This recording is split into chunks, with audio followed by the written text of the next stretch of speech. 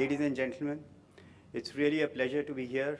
Friends, as all of you know, that infrastructure in the last 20 years in India has had a dramatic roller coaster ride. So it started off with nothing, it went up, again came down.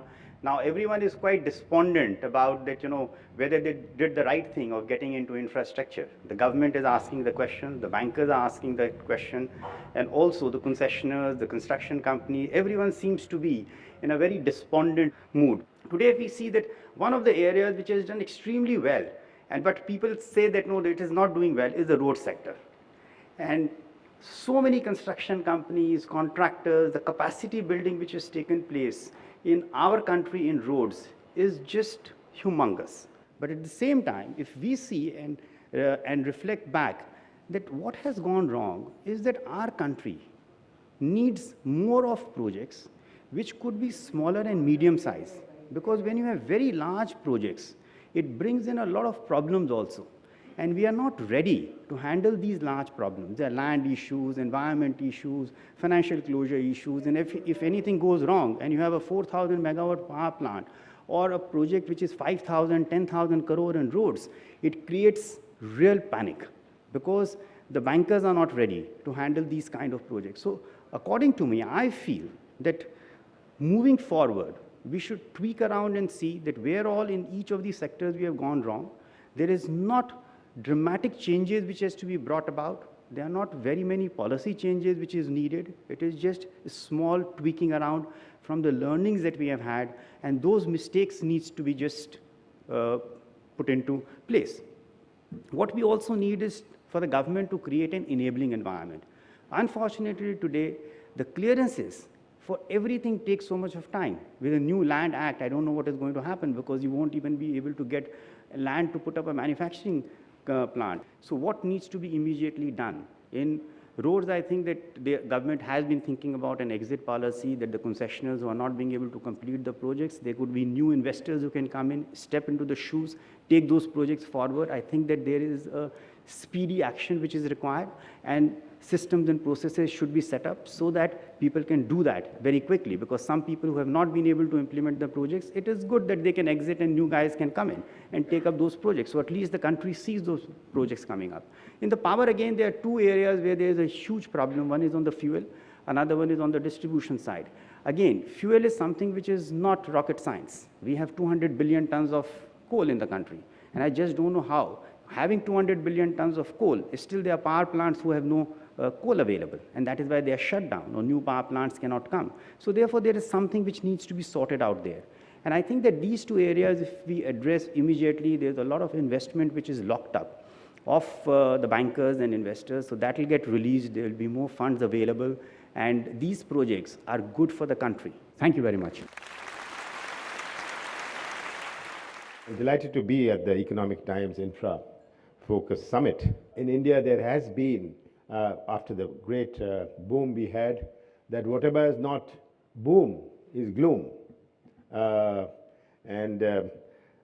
Sometimes whatever is not boom in India is considered as doom. Well, we have moved on. The story is that, and ever since the financial crisis hit economies across the globe in 2008, the world has been facing uncertain economic environment. And our own growth rate came down to 5% as a combination of both global and some domestic constraints. But if we look back over a 10-year period, we look back over a 10-year span, we have done well. Even we talk of the 5% growth of last year. The economic fundamentals remain strong. That has made it possible for us to remain intact relative to other countries. There are current challenges. There's no doubt about it that we have current challenges. And the challenge is not only growth in India. The challenge is how do we manage this growth. We have brought in many laws, many regulatory framework. But most important of all, we must recognize that where infrastructure is concerned, growth preceded infrastructure. And because growth preceded infrastructure, we saw and continue to see a huge infrastructure deficit. And if there's such a huge infrastructure deficit which we are trying to cover, we are not doing capacity building. We are doing deficit management. And it is this deficit management which is going to entail heavy investment in infrastructure. Bridging this infrastructure deficit is a challenge, but it's also a huge opportunity. And I'm sure that with the focus and priority on the infrastructure sector, the infrastructure sector is going to drive our GDP in the future. Thank you very much.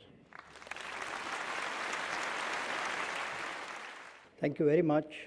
Now, first and foremost, we need to recognize that we as a country did exceptionally well in introducing private investment in infrastructure. Over the last 3 or 4 years, we have been the #1 recipient of private investment in PPP infrastructure projects. According to World Bank reports, we are #1 in the world. Now, I think all that happened because we chose a path of standardization. The MCAs actually were responsible for this speedy growth in infrastructure, no matter how much we may disagree with some parts of the MCA. That's fine. But without a model concession agreement or without an agreed framework, there is not a ghost of a chance that you could have had such rapid growth. We have over 12 or 13 state governments which have adopted the highway model concession agreement word by word. And they feel comforted that if something goes wrong, they are not to be hauled up. Secondly, it straight away gives you a head start. You don't have to appoint a battery of consultants who will produce very complex documents, then you debate, and then you work around them, and then you modify, and you never reach agreement. Infrastructure is undoubtedly a very, very critical area of action.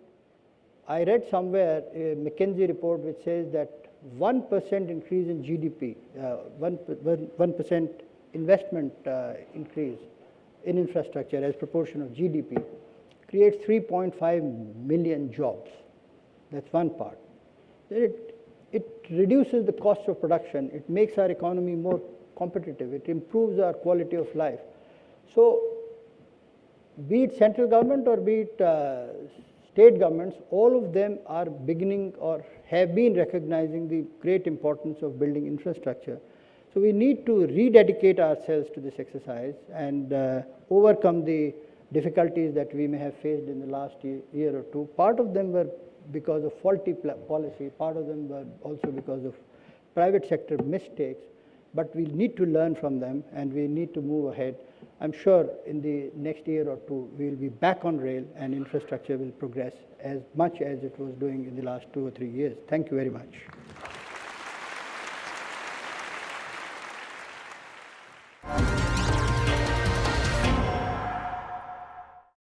I thought I'd just do a very quick round of introduction. Mr. Rohit Singh, Joint Secretary, Ministry of Roads and Transport. Mr. S.K. Srivastav, Secretary, Ministry of Coal. Mr. Mohanty, Principal Secretary, PWD, Government of Rajasthan. Mr. H.K. Jaggi, Secretary, Railway Board. Mr. Jayesh Ranjan, MD, Andhra Pradesh Industrial Infrastructure Corporation. Dr. Shrikant Panigrahi, Director General, Carbon Minus India. And Hemant Kanoria, who this morning needs no introduction. I'm actually going to shoot the first question to our friends on the dais representing roads, coal and railway. I would suspect that one of the unified visions of Indian infrastructure is to have robust, independent regulatory authorities that provide a sense of balance between Sarkar, consumer and investor and producer. May I just ask you for your brief comments on an independent, empowered regulator that is going to significantly, hopefully, cut into the powers of your respective ministries. Over to you, sir. As far as our ministry is concerned, we have decided to have a regulator. We've held extensive consultations with our stakeholders and have our internal very intense discussions. The draft cabinet note is ready. The draft bill is ready. It has gone to the law ministry for vetting, for mostly cutting the T's and dotting the I's. And as soon as we get it back, we'll take it to cabinet and hopefully within this government's tenure, we hope that it will be pushed through.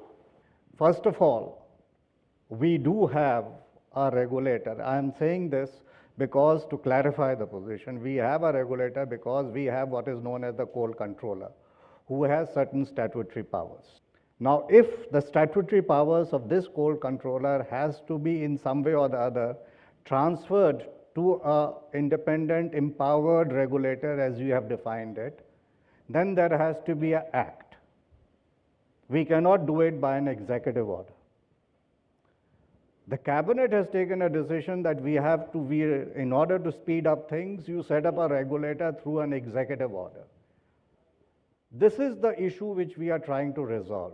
At the same time, we are also addressing as to by an executive order, can we create a credible, my emphasis is on the word credible, regulatory authority. Thank you, sir. We also have a problem because the Railway Act does not provide for an independent regulator at the moment. But we have gone in two steps. First thing is that we are going to have a rail tariff authority, which will be advisory in nature, for which the executive order is going to be out shortly. Cabinet approval is already with us, so we are a little ahead of, I think, the other two sectors. And this notification should be issued, if not by the end of this month, maybe early next month. The second step, that is the empowering that rail tariff authority to fix the prices, is going to take little time because then we have to go through the process of amendment in the Railway Act, which we are likely to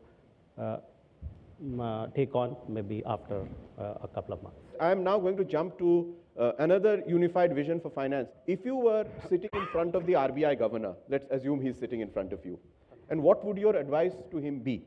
Question number one. We have a rather unique situation in this country where concession agreements range from anywhere from 10 years to 60 years. Delhi airport is 30 plus 30. But on an average, concession periods are 20 years, let us say. And you have a guideline to the banking system that you cannot entertain a loan whose tenure is more than 12 years. You have a complete mismatch. Would you advise the RBI governor to take a hard look and advise the banking system that they can put forward loans from day zero for 10 years up to 20 years? Second issue, in terms of RBI, and it is not something that has been said for the first time, the government has created the, this whole CCI, where it has collected, I don't know the latest figure, 16 lakh crores worth of, or 331 projects that are stuck. And because they have admitted it is stuck for sovereign reasons. If it wasn't stuck for sovereign reasons, there is no reason for the CCI to admit it and say we will solve it. So we've got a lovely situation where projects are stuck because of sovereign reasons. Gas is not available, coal is not available, land is not available, etc. Now, can you treat all of these as conventional NPAs? Or does the RBI need to set up a separate basket which focuses on sovereign stressed assets, which need completely different handling, which the government has recognized by creating the CCI and PMG and all such institutions to unlock this barrage? Being in the part of financing for such a long time, this is, historically, this is a problem. A bank cannot, because a bank also has to look at their asset liability matches, tenure match, and therefore, if they finance something which is, as it is when they are doing a 10-year financing, it's too long, because they have deposits, they have current accounts, current and savings accounts, and deposits, which are not having a tenure of 10 years. They are not allowed to issue bonds for long term, and which banks inherently cannot be allowed. So therefore, there has to be a mechanism which needs to be created that the banks would house the loans in the first 3 to 5 years, 10 years, whatever they can, maximum tenure that they can extend to, and after that there has to be institutions which should be in a position to buy out those particular loans. It may be from 5 years onwards to 10 years, and then give another period of 10 to 20 years, whatever is the concession period or shortened term, where they can pay. And that is where the institution needs to be created. So I think that where the thinking needs to take place at the finance ministry, and I don't think so the RBI governor would be in a position to sort out this problem, is that how do we create institutions where these can be housed, where long-term money, either through pension funds, provident funds can come in, and then they take over the loans. I'm not saying that they take over the NPAs, but because in infrastructure, if the loan has been well conceptualized, and because the projects are long-term, so therefore, it is not inherently that the project is bad. There may be some projects which are bad, so we leave them aside.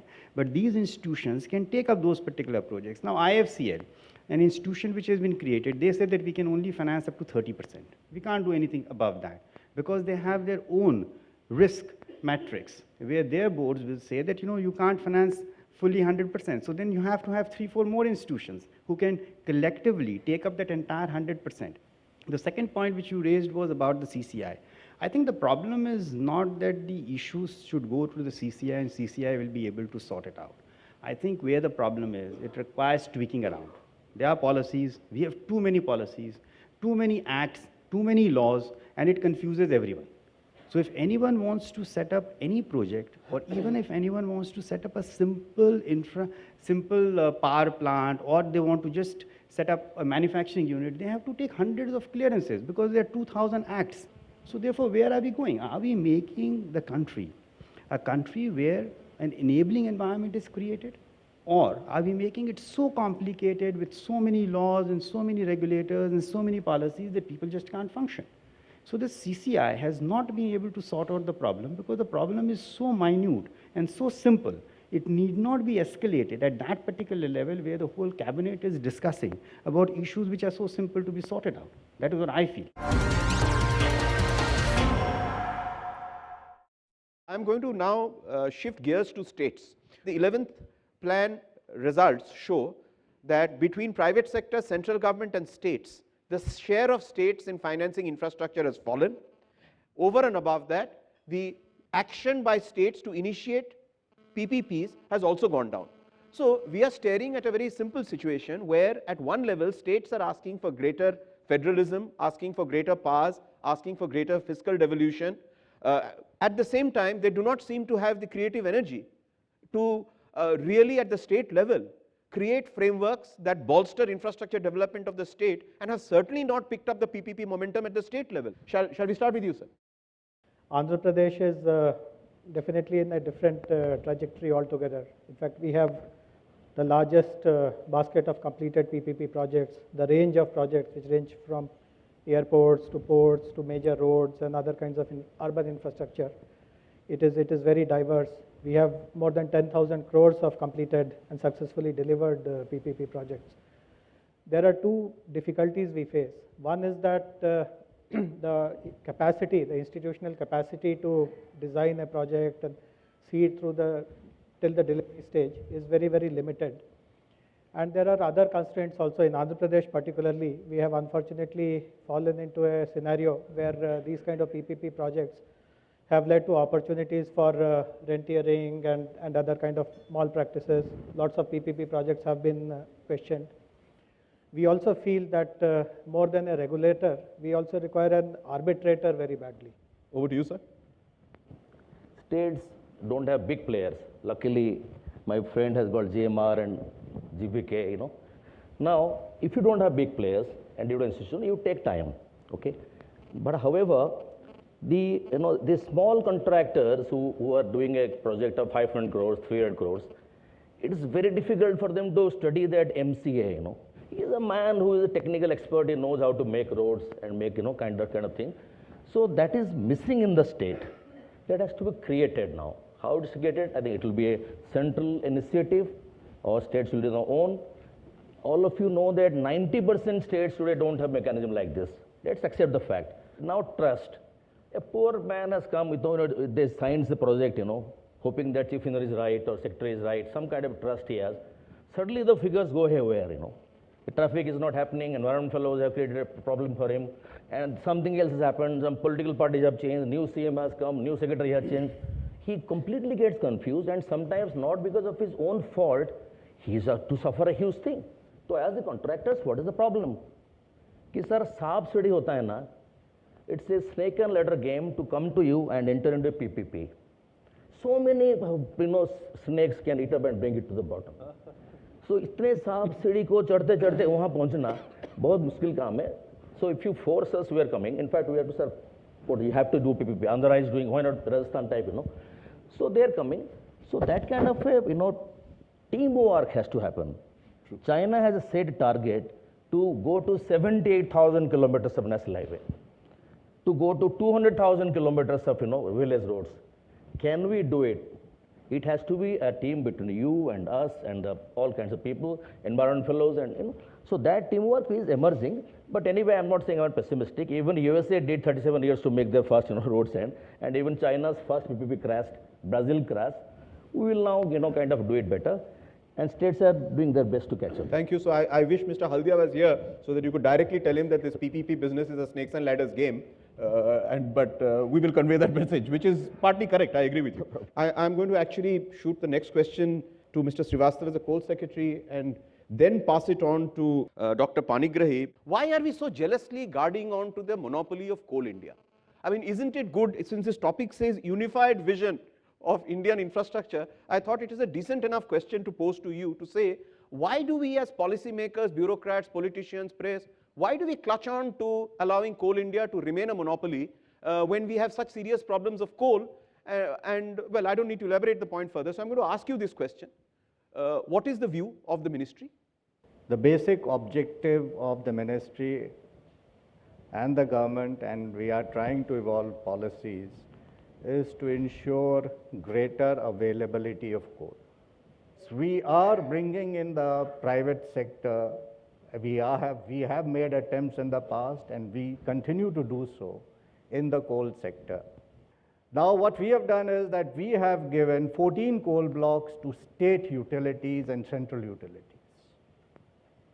Now they are going to make coal available in the 13th plan. So I'm trying to clarify a bit of the myth that Coal India will have a over-dominant, it will have a dominant position, but it will not have a predominant position in the 13th plan. In government sometimes it's better not to address the perfect path, but to address the feasible path. Thank you. There should not be any monopoly in any sector and anywhere. The competition has to be encouraged, and that will facilitate a real market. We have so many virtual markets and so many protections and so many monopolies, which is encouraging all sorts of problems, and for which we are in a crossroad. The best we can do, we have to adopt clean coal technologies, carbon capture and storage. There are advanced technologies which we need to adopt. We have no other way other than to follow the China's model.